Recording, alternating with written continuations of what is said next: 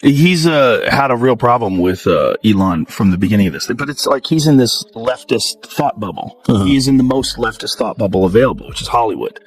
And, and I think also, he famously, there's some videos of him in blackface, and those came out, and he had to apologize for them, and I think he took that hit and really doubled down the other direction. Kimmel's a loser. I do Jimmy Kimmel. I did him a lot. Yeah. And he'd be standing on the sidewalk. Oh, sir, may I bring you in? He'd bring me in every time. The whole show is talking bad about Trump. He called us doofuses when we had you on. He's a group of doofuses in flat-brimmed hats. Guess what? We ask him how many. That's what he did. Ask him. Yeah, you do bigger. Yeah, you do. His show's dying. Jimmy Kimmel is facing a wild $500 million lawsuit from President Trump, and Joe Rogan and Megyn Kelly aren't holding back.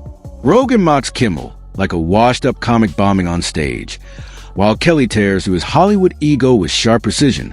What started as smug rants has spiraled into courtroom chaos. This isn't just criticism, it's a full-blown takedown. Kimmel's crash and burn is now the most brutal spectacle in late night. I mean, I struggle to even mention that guy's name. He's such an absolute, I can't stand him. But anyway, it's just my thought bubble out loud. We took a look at some of their reactions to the news of Trump's win. Look at this. Hey there. How are you doing? If you watch the show regularly, I'm guessing you're not doing great.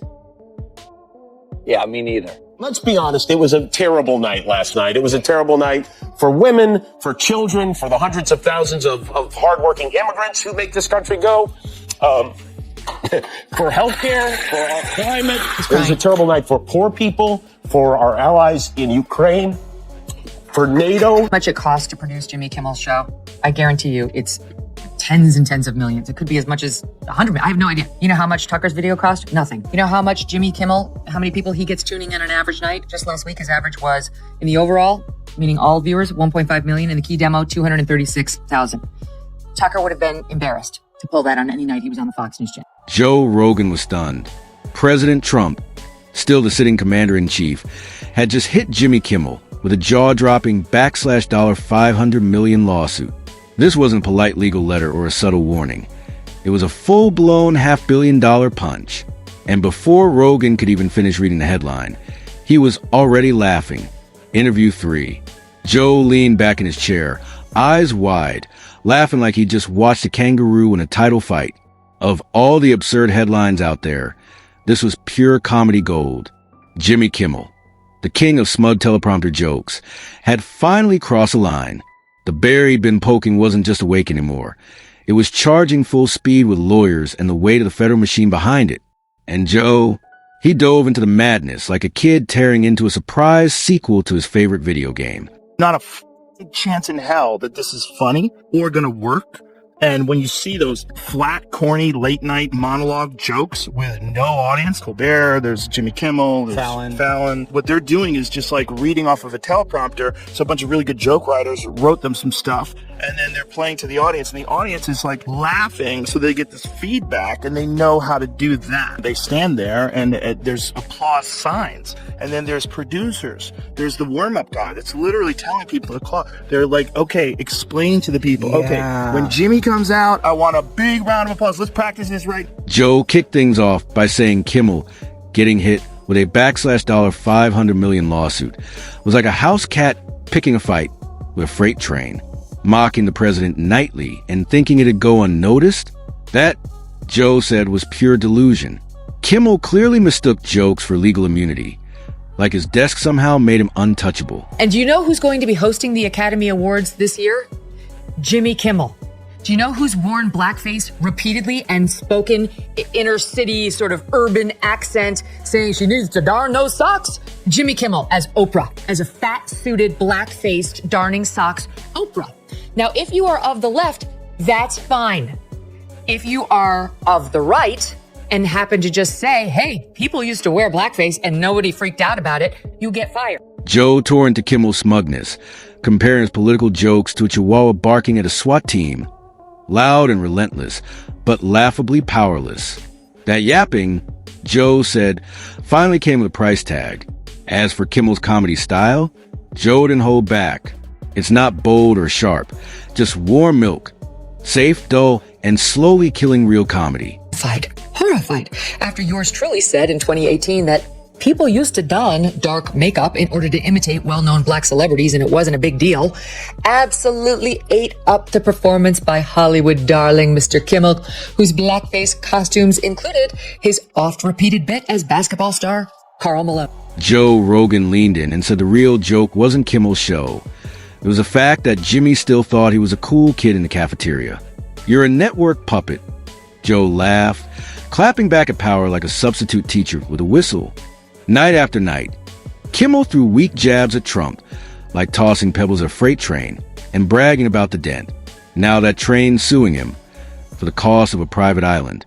Joe couldn't stop laughing at the thought of Jimmy scrambling to delete old YouTube clips like a kid erasing insults before the principal walks in. But this wasn't just about money. Joe called it psychological warfare. Trump didn't just want to win. He wanted to haunt Kimmel's head. The irony? The guy who built a career mocking celebrities was now crying foul because one finally hit back. "You're not Jon Stewart," Joe said. And even he would have told you to change the script years ago. Tucker's numbers were 3 times what Jimmy Kimmel gets. And Tucker's little basement video that he did from clearly like his cabin that he broadcast out of Maine in literally has 21 million views. Okay, 21 million views. Whereas, as I point out, on ABC, a massive network that comes into your home for free, that you have to make no effort to find, at best, Jimmy Kimmel can get 1.5 million. He needs to have a little self-perspective before going out there and hurling these insults because he looks a little silly. Joe wrapped up his rant by saying the lawsuit was probably the most exciting thing to happen to Jimmy Kimmel Live in years. At least now, he joked, people were Googling Kimmel for something other than reruns or awkward interviews about flopped superhero movies. Meanwhile, across town, Megyn Kelly wasn't laughing. She was sharpening her scalpel. To her, this wasn't just drama. It was predictable. The court jester finally pushed too far, and the king hit back with a golden gavel. She didn't hold back, calling Kimmel a guy who mistook Hollywood applause for relevance. He thought mocking Trump made him a resistance hero, but in reality, he was just reading safe, recycled punchlines, delivered so dry. The only real danger was viewers falling asleep before joke number 2. Problem with that kind of stuff is it continues to go in the same direction where more and more things become forbidden and toxic, to the point where, you know, the Elon Musk joking around about my pronouns are prosecute Fauci. Jimmy Kimmel made a tweet back to him. He said, your pronouns are ass and hole, which is pretty funny. But then, Did he really? Yes. And so then I read that, and there was people saying, please don't joke about pronouns. It's transphobic to joke about pronouns. So they were chiding him. Megyn Kelly dismantled Jimmy Kimmel with surgical precision. She said he might have been funny back in the Man Show days, but that version was long gone. Now he's just a polished corporate mouthpiece. Outrage on cue and desperate for relevance. He's a rebel turned hall monitor, she quipped, and wonders why no one listens. His daily Trump jabs? Megyn called him smug and low risk, mocking the president like yelling at a mirror. Brave? Not even close.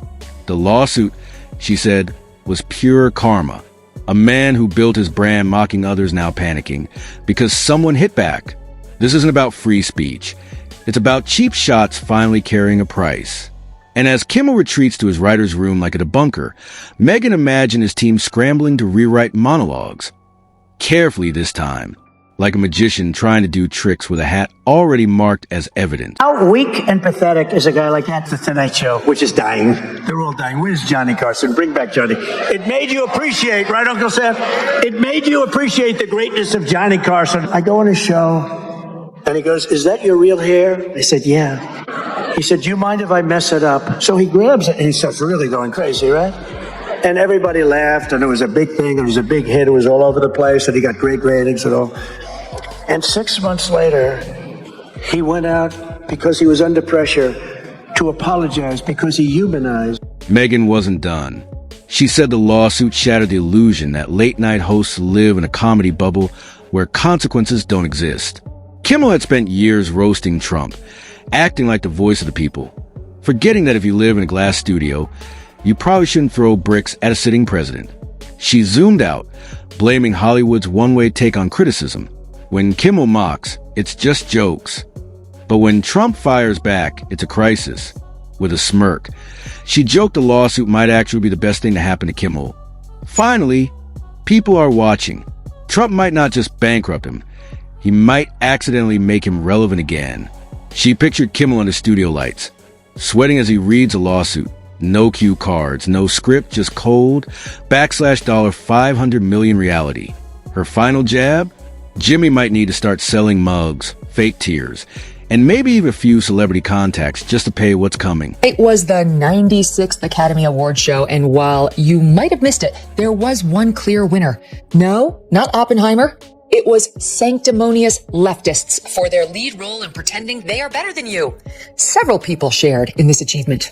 Winner number one, Jimmy Kimmel.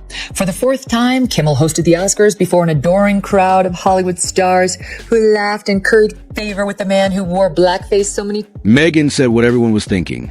This wasn't about silencing Kimmel. It was about sending a message. Trump didn't just want a courtroom win. He wanted to end the era of smug celebrity jabs without consequences. If you take shots at the king, she said, you better land them. And Jimmy? He missed badly. As the dust settled, Joe and Megyn stood united in disbelief and laughter. This wasn't just a lawsuit. It was a roast in disguise, and for once, the punchlines hit back.